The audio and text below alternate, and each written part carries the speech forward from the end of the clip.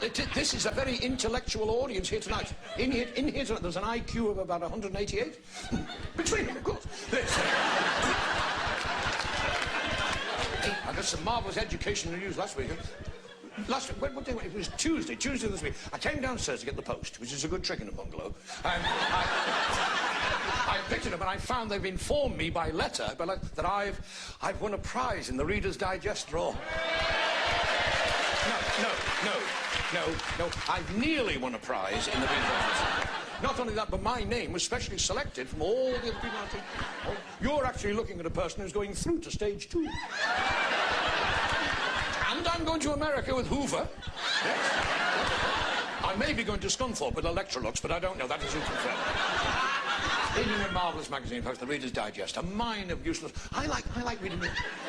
I love reading the medical articles. I'm potty, anything medical. I wasn't always. I used to think a placebo was a Spanish singer. But this... Here's one I bet you didn't know. Did you know that a dog whistle is so high, the human ear hole can't possibly hear it? Your dog's probably sitting at home now in the kitchen, whistling his blooming head up. And you're just sitting here in LGBT, laughing hysterically. Ish. Oh, I bet when you get back home tonight, your dog will be in the kitchen, your dog will say to you, I've been sitting in the kitchen all night, whistling my head up. You haven't taken a blind bit of notice.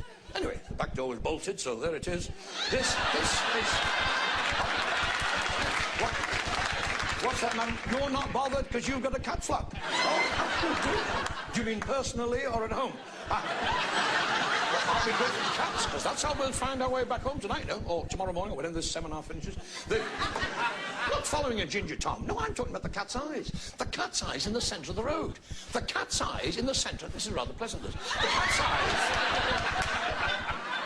And that was a Yorkshireman who invented that, the cat's eyes by accident. One night, you see, this Yorkshireman, he's driving home at night in his big posh car in the dark, and suddenly, in the car's headlamps, he sees these cat's eyes coming towards him. Now, had the cat been walking the other way, it would have invented the pencil sharpener. But there you are.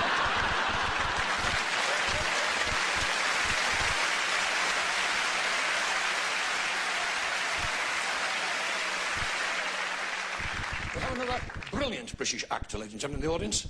A wonderful man, Mr. Martin Jarvis. He was in the famous film Chariots of Fire. He played a wingnut. His biggest success of all was in the famous West End play, The Barefoot Contessa, when he played a verruca. What's on your mind, Martin, besides libel?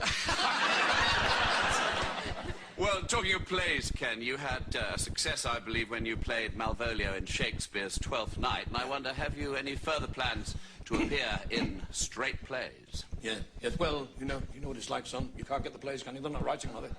No. Where are the great plays still being written, Martin? Well, we must do it ourselves, then, mustn't we? Eh? Why not? Why not? Let's write a play tonight, couldn't we? We could write a play between us, couldn't we? With all the right people.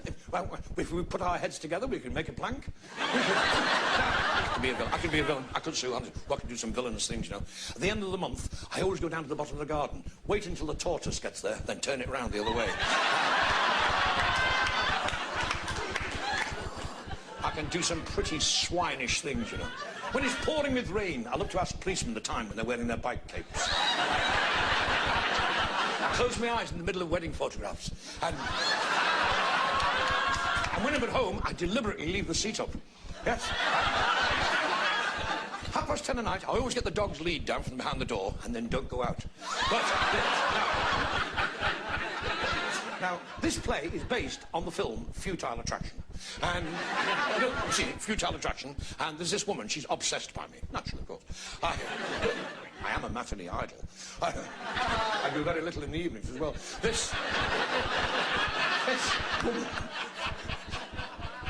This woman, she's a psychopath. I realise that when I see her riding her bike on the pavement. Please. Come on, you got in for nothing. There I am in the south of France, Monte Carlo, playing dominoes at Prince Rainier. I say, are you knocking, Your Highness? I go back to my beautiful French villa. I'm sitting in bed in my Austin Reed pyjamas, sitting there on the waterbed. Last night we left it switched on and we were nearly poached. I say we because now I have this beautiful, tall French girl. She's standing on the balcony, framed in the French windows. The moonlight is dancing in her hair. The moonlight dancing in her hair. Oh, and then her. She's wearing a diaphanous nightie. And it's a fashion term. I got that out of a lady out of a magazine. Diaphanous, it means semi-shufty. It's rather like buying a ham shank at the co-op, wrapped in mutton cloth. It looks very tasty, but you can't quite get at it. I could murder a bowl of cornflakes, and that's when I realised she's a serial killer. And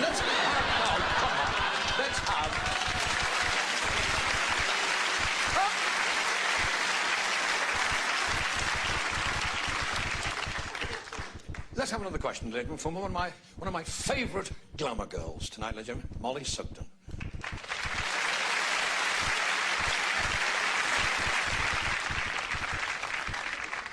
If you had the opportunity to have a really good part in a feature film, oh yeah, but it meant taking off your clothes, would you do it? Well, I do have a good part for that sort of work. I don't know, it's Molly. You don't watch films like that, do you? Have you got a satellite dish? Have you tried Channel 27?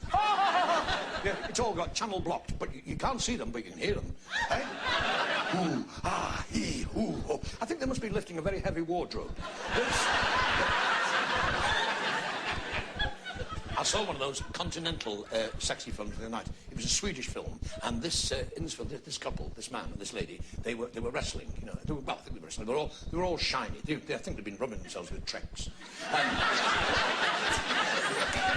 And the subtitles, so you can understand the plot. He said, "Much more gonna get us, more gonna get well, whatever." She said, "She said, much good to get up for the go.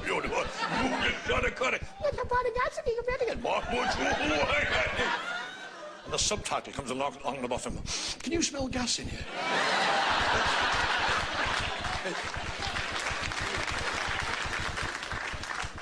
We have in the audience a gorgeous lady renowned for her beauty, her brains. As the star of that wonderful programme, Tomorrow's World, Miss Carol Vorderman. Such a brilliant intellect, she can do Chinese takeaways in her head. Carol, we both share the same love of mathematics, and after the show, I'd like to present you with a copy of my new book, Teach Yourself Accountancy. I mean, based on my personal experience, it's called The Mysterious World of Numbers. I should read it from back to front. Yet I'm heavily into science and also science fiction, and not a lot of people know this, but you once appeared in Doctor Who, did you not? Doctor Who, yes. Yes. Are you heavily into science fiction? Oh, yes, sci-fi, yes. Oh, yes, I saw this science fiction film in our house the other night. It was all about this astronaut. This astronaut, he shot up into space. He went 3 times around the galaxy. He brought the spacecraft back to Earth. He swooped low over the Bernard Manning Memorial Sewage Farm.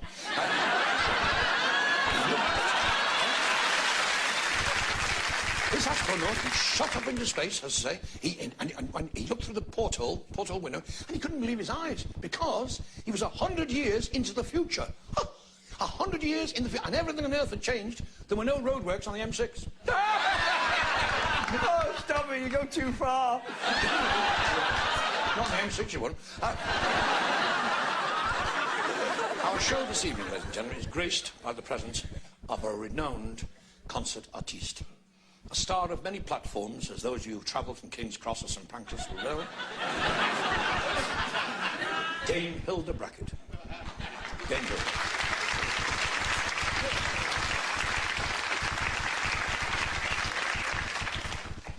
Kenneth, dear, delight to be able to ask you a question. Now, look at me while I'm talking. Has your voice been trained?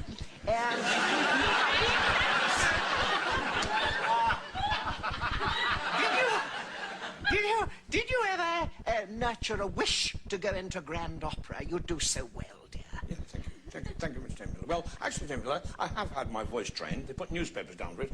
And